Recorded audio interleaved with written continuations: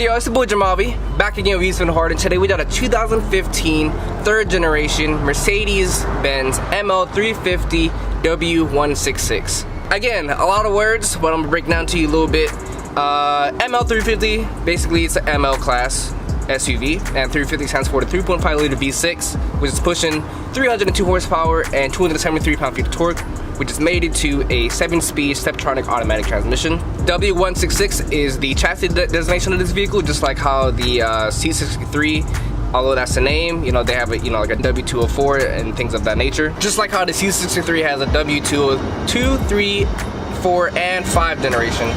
So with that said, this SUV has a maximum towing capacity of 6,600 pounds with a curb weight of 4,700 pounds. Now, for those that have seen my 2011 BMW X5 review, this vehicle weighs 200 pounds less, but that X5 did have X-Drive or all-wheel drive. So as you can see, I would imagine that both an X5 and ML350 weigh roughly about the same. This is just under 4,700 pounds, as aforementioned. I believe right off the bat it's 4,650 pounds to be exact. But like I said, it has a 3.5 liter V6 mated to a 7-speed transmission, which gets you 18 city and 24 miles per gallon highway. So starting price, this starts actually about $1,500 to $2,000 more than an equivalent base starting price BMW X5. And it would be unfair to compare this specific model to the previous X5 that I did, considering that this is 4 years younger than the X5. So right off the bat, this interior is not, I'm not going to be biased, it is a definite good step above what was offered in the X5. But at the same time, it does come at a little bit more for premium. Again, this does start at $48,000. Both options can quickly jump into the $58,000 to $60,000 range, depending on how you option up and what options you do and don't get. So with that said, I'm gonna go ahead and take you to the inside and show you what this bad boy is packing. So let's go ahead and get it. So let's see what's going on in this bad boy. This thing is clean, man. Whew. I apologize if I look like I'm absolutely sweating, because honestly, I am absolutely sweating. It's 106 degrees in LA today. Yeah, I know.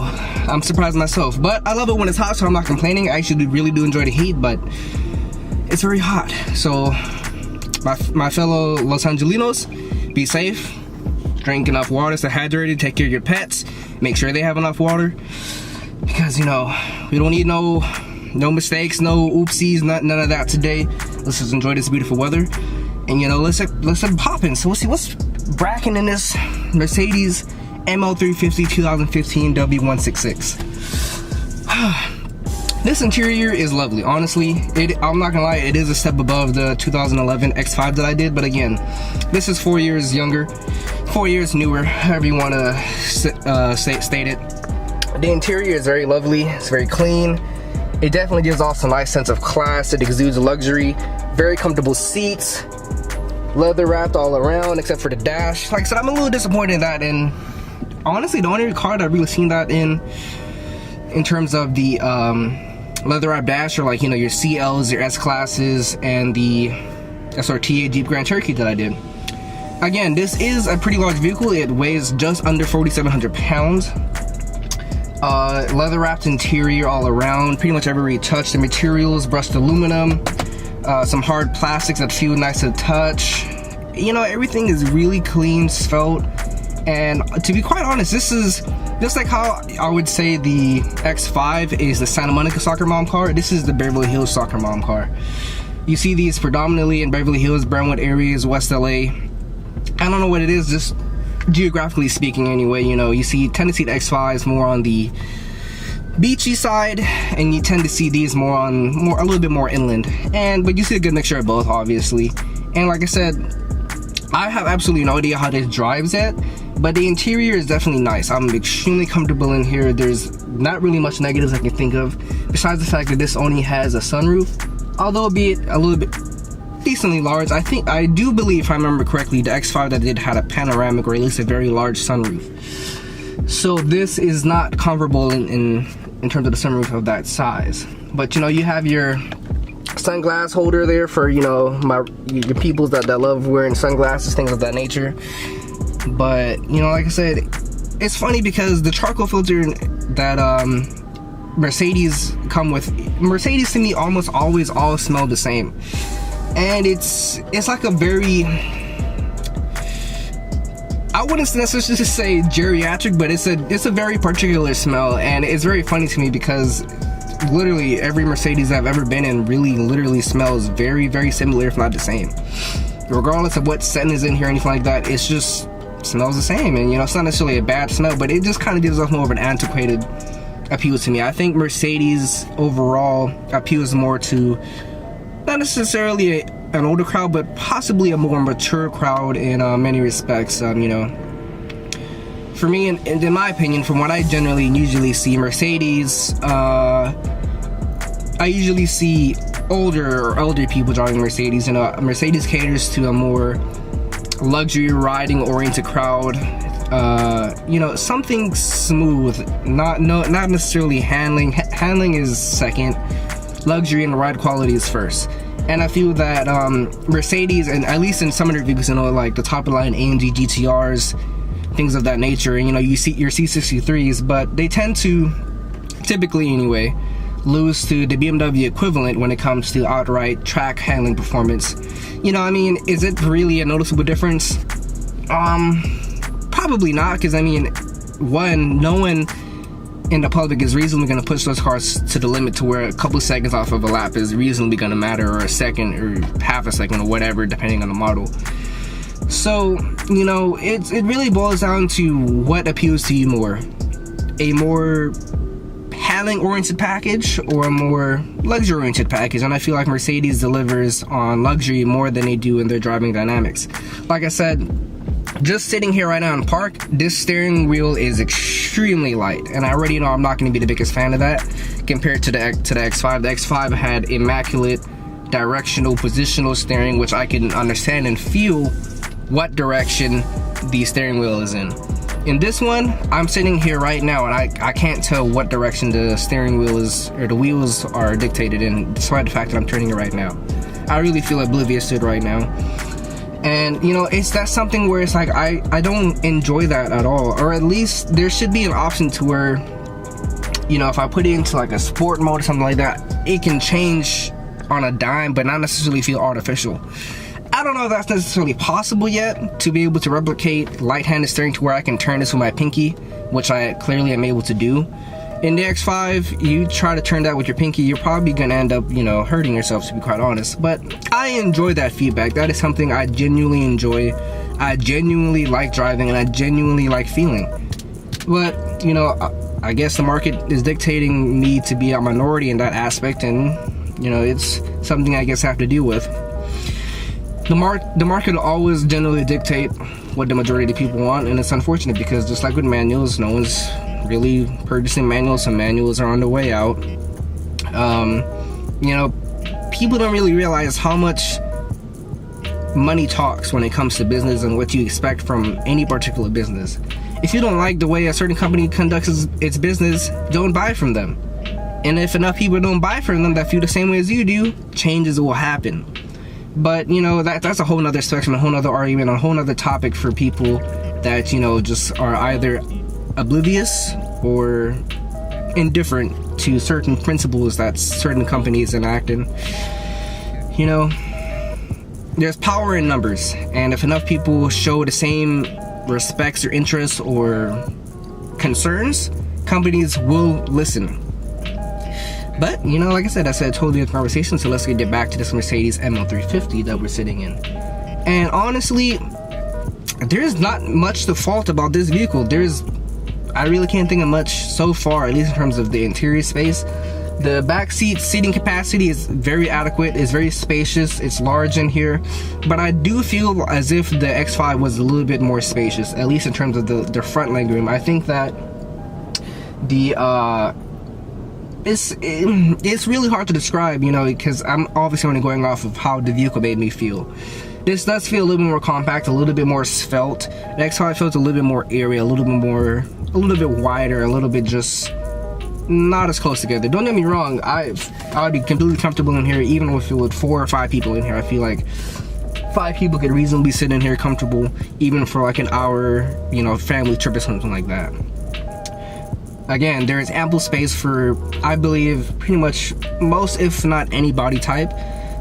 Maybe if you're on the huskier side, you might be a little bit uncomfortable because, like I said, I'm fairly small, and the bolstering is adequate enough for me. So I would imagine if I weighed, you know, a good amount more, that I may or may not be uncomfortable in here. It's kind of hard to tell, but like I said, the bolstering is pretty much perfect for my size, or at least in terms of my width. And even if I were to be much taller, I'd be comfortable. But if I was wider, I might run into a little issue with the side bolstering. Might be a little bit uncomfortable for my more hefty set people. But you know, like I said, I think I covered everything I need to about this side of this vehicle. Again, people, this is a Mercedes-Benz. You're getting quality. This vehicle is available at Carlux. The average asking price right now is anywhere between $22,000 to $31,000, depending on the year, mileage, etc. And honestly, so far, just based off the interior alone, I would highly consider getting this vehicle.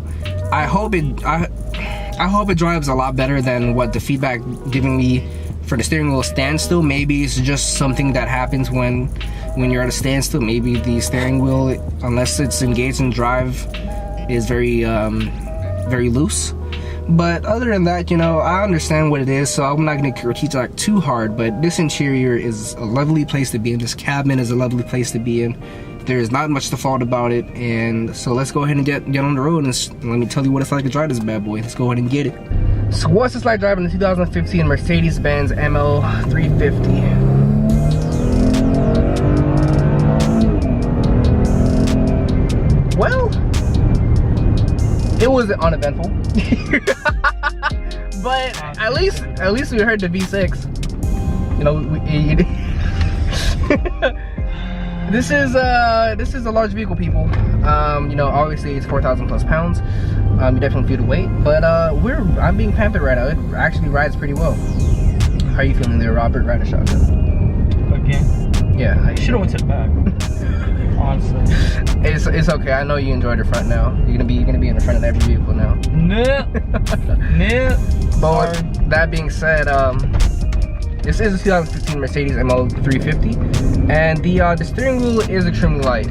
It's not really translating the feedback that I would personally want. Like, for instance, when we did the GOK review, the GOK 350 steering wheel was pretty on point for a, you know, an SUV.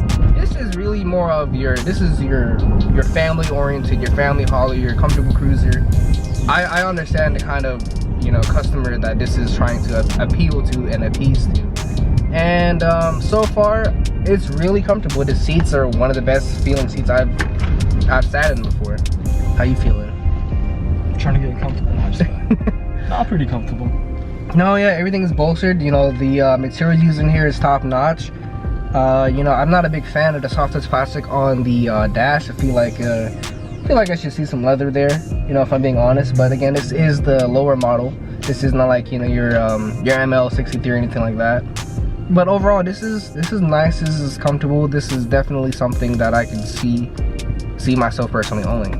And like I said, I don't say that for every vehicle, but it kind of seems as of recently that I've been saying that. But like I said, I've apparently been choosing really good vehicles to review, because I wouldn't necessarily choose this as for myself, but I could definitely see this as for, like, you know, my wife or something. How about you, Robert? Yeah, something like this. Me, on the other hand, I'll probably get like an Escalade, GMC Yukon, new body. Hell. Trying to be like, you know, that Secret Service type of stuff, you know? All blacked out, everything. I can't stand, you lost me on that one. Okay, mister, I'd rather ride a GOK. You need to calm down. Well, yeah, I got you there, boy. But you know, moving forward, you know, when I try and find a vehicle that's more family oriented, and I feel like something that my wife or, you know, significant other would be comfortable with, I also try and choose something that I would, you know, enjoy driving as well. And the reason why I say that is because I personally have extreme motion sickness. I really don't like being driven around. I get really seasick-esque symptoms. I don't know, if I'm not driving and I'm not holding, and if I'm just in a passenger, I really feel like throwing up. Really? That's how I feel when you're driving. It's crazy. No, I'm just playing. But no, honestly, that's how I truly feel. So that way, if I were to choose a vehicle that I both enjoy driving, you know, I could always say, like, babe, I got you. Take a rest. I know you've been driving the kids around. I got you this time. And I'll still have some fun driving, you know. But like I said, I try and choose a happy medium. I try and make, you know, my significant other happy. But at the same time, you know, I would try and have something that, one, she can learn if she's not already interested in vehicles, that she can learn, you know, a little bit more of like what it's like to drive something a little bit more fun instead of mundane, because there are definitely very mundane vehicles out there. So with that said, this Audi is really pissed me off just now because that was close, but I'm gonna let that one slide, you idiot. But and of course I don't have the GoPro up due to the essence of time. Yeah. Every time I don't put the GoPro up, something stupid happens. Never mind, I'm not even gonna say that. Because you know exactly what I was gonna say. But I stopped you. But like I said, you know, I'm enjoying this. I feel I'm riding high. I feel commanding on the road. I feel like this has a nice presence. It's not too big and it's not too small. It feels like it's the perfect size. It's not like the GO, which seems ginormous, you know. It feels like it's a good happy medium between something that can transport a family in luxury and comfortable, with the only thing that I'm not gonna lie, it is a little underpowered. Like, whenever I press on the steering wheel, it's very this is one of the first vehicles I felt where the engine just really, you could tell, like, yeah, all right, it's missing a little something, to say the least, you know. I mean, it is a SUV. Yeah, but you know, we've driven some SUVs before. We're like, okay, it feels like it's moving, it's doing something. This really was just like, damn. I mean, it's moving, but it's not moving. Like, it's going somewhere, but not in any sort of. True. I mean, if you do, you might as well. I'm not gonna say it, because you might not like that vehicle. So. What's that? Is that a 5.0? No, I'm just kidding. But you know, like I said, considering all of the other intangibles, I've pretty much enjoyed everything else about this vehicle, except for the steering isn't the worst, but it's adequate. And by adequate, I mean not necessarily for myself. I still prefer more transient feedback, but it's definitely doable even for myself. And it's definitely adequate for your average customer. And if this person could please hurry up. But I'm trying to miss this light and waste any more time. But like I said, the main detracting factor for me is I feel it's underpowered. I feel like there's not enough horsies in here for me to feel like as if what I'm doing, see, like, let's put it all the way down, and it's just, it's not slow, but it's not engaging whatsoever. Like, literally compared to the X5, it's not. Yeah, the X5, you definitely feel something. Yeah. Which is kind of crazy because the X5 still weighed, you know, what was it, like 4,400 pounds? Yeah. And that was X drive. I don't know if it's because this is where we would drive that we don't feel anything, but damn, it just feels. The engine doesn't feel like it's struggling, but it definitely doesn't feel like it's enough. And you know, that's the main detriment of this vehicle. So I feel like if you got the V8 in here, like a ML550 or even the ML63, it just would be a super clean, out of this word bad, watch your mouth, super bad, watch your mouth vehicle. I'm trying to keep it a little bit more family friendly. You know, people would just be asking like, we need a family. I'm like, all right, whatever. You know, you feel me? I really do try to be honest in here, but you know. Bro, you know damn well we're gonna curse out and you're gonna be putting some different type of animal songs, bark or whatever, or duck next time on. Did you watch the video yet? Did you see it? Man, you know I have so much stuff going on in life right now. Alright, I see you. I see. You know. I see the person that's supposed to be supporting me the most right here. You know, just isn't supporting me. You see your own. See how your own does you? Oh, dang, like that, you know? How about we just switch places and not drive this time? No, I'm just playing with you. Robert does more than enough for me. So even if he's, backed up on a few of the videos, it's all good. It's all love. Damn. Just for that, that's a dislike. Just hit the dislike right there, like The hater. But you know, like I said, again, shout out to Carlux. This vehicle is available at Carlux. This is a really exquisite model, just like the previous C250 that I did. Leather, no scratch, no nicks, no wear. This is really clean. I really do like this. I feel like this is something that I would definitely be like, babe, you know, we got kids on the way, or we have kids or whatever, and this is ideal.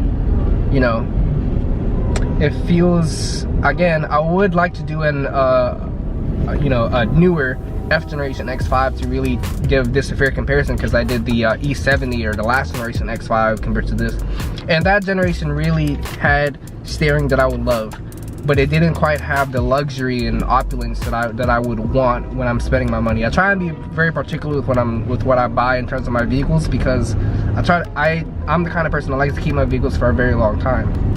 So that means I don't want to settle just for a name, or just because that's the only thing available. I will happily keep on looking and stave away if it means that I will be happy for the next, you know, 5 years or so.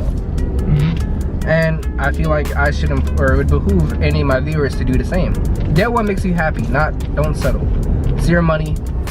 You have the power. Settle for what makes you happy. And something like this would make me happy if I could afford it. And if I had a family right now, I would definitely consider, if not definitely get this.